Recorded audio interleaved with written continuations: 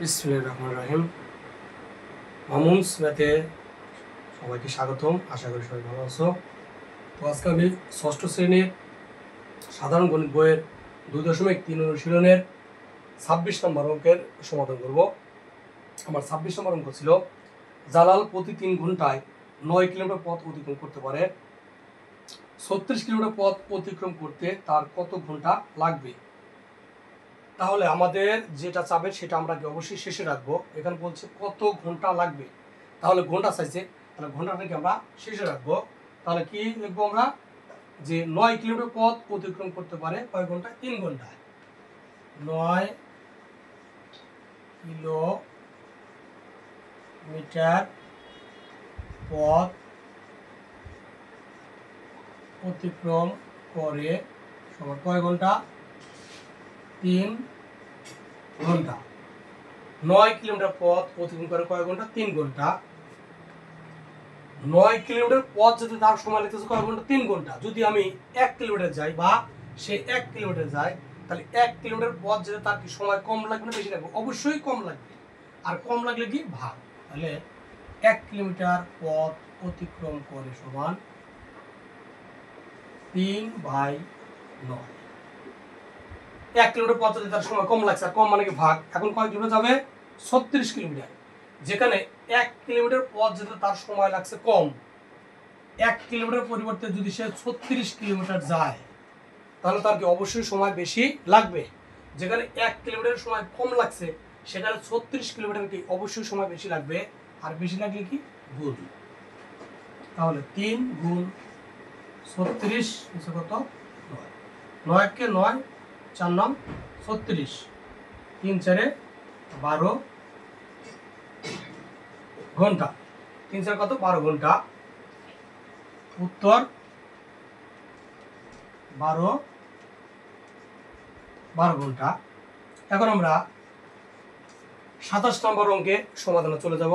আমার 27 নম্বরটা ছিল, 6 জন লোক 28 দিনে কোন জমির ফসল কাটতে পারে, 24 জন লোক কত দিনে ওই জমির ফসল কাটতে পারে। তাহলে কি চাইছে? কত দিনে। তাহলে বলছিলেন যে যেটা চাবে সেটা আমরা সবসময় কি ডান দিকে রাখবো। ঘন্টা চাইলে ঘন্টা ডান দিকে রাখবো, দিন চাইলে দিন ডান দিকে রাখবো, মানে যেটাই চাক না কেন আমরা সেটা কি ডান দিকে রাখবো। তো কি বলছে যে কত দিনে ওই জমির ফসল কাটতে পারবে। তাহলে আমরা লিখি যে 6 জন লোক